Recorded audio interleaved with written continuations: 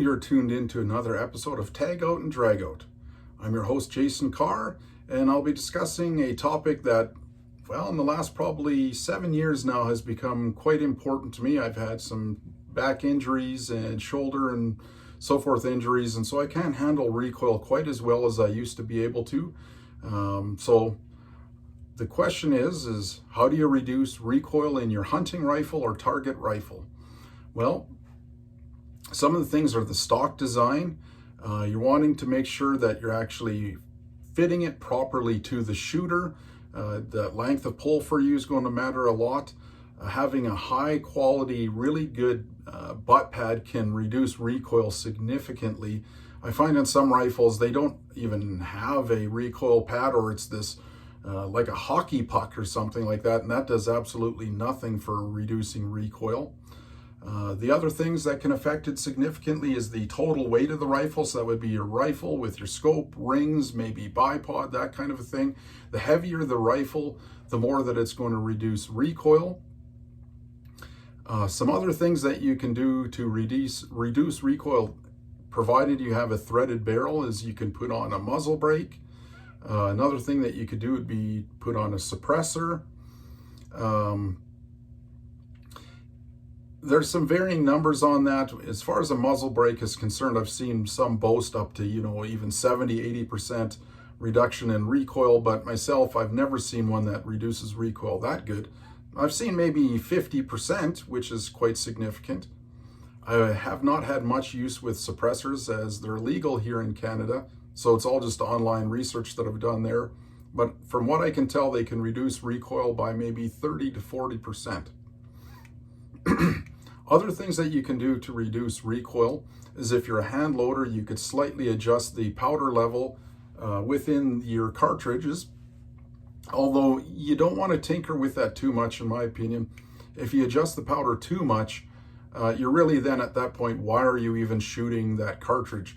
If you tame, for instance, say a 300 Win Mag down to a 308 powder level, what really is the point of even having then the 300 Win Mag, and why not just use a 308? But you can do that. Can be easier for some if you reduce the powder level. Those are kind of the best things that you can do to reduce recoil. So as I said, just as a reminder, would be to have the weight of the rifle a bit heavier. The cartridge itself has a lot to do with it.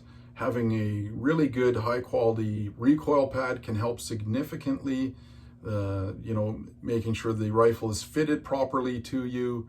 Having either a muzzle brake or a suppressor can help. Hopefully that helps if you're looking at potentially reducing recoil. Also, look at the cartridge that you're using. Is it something that you really absolutely need for the game animal that you're hunting? I know in my younger years, I subscribed to the bigger is better. I always wanted to generally shoot magnum calibers because I thought, well, if I hit it with this animal's going to drop immediately. It's not going to get away, and therefore it's better for hunting. So I was kind of always wanting to use a 300 Win Mag for everything. To me, a small caliber was like a 30-06 or 308.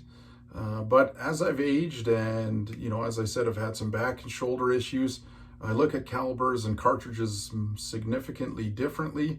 One of the ones that I like the most right now would be a 280 Remington or a 280 AI.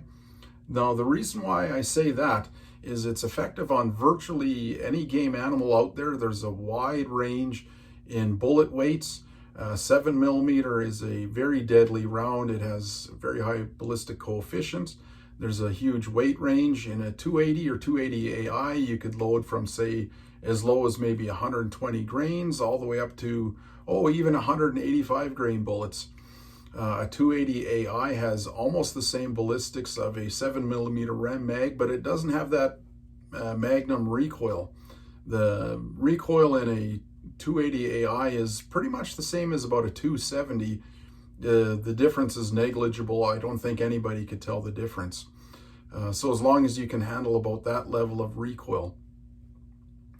I know what is considered low recoil is anything at 15 pounds of recoil or less, and then extremely low recoil would be 10 pounds of recoil or less. But it's hard to find a rifle that can have under 10 pounds of recoil, but then still be able to handle really large game like our moose or elk. It's nearly impossible to find something that can do the trick then.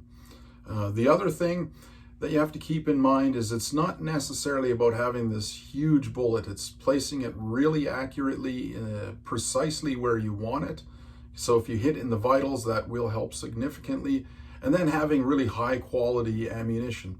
I know when I'm reloading ammunition, I like to have copper projectiles, copper bullets that I'm using that expand and they retain their weight.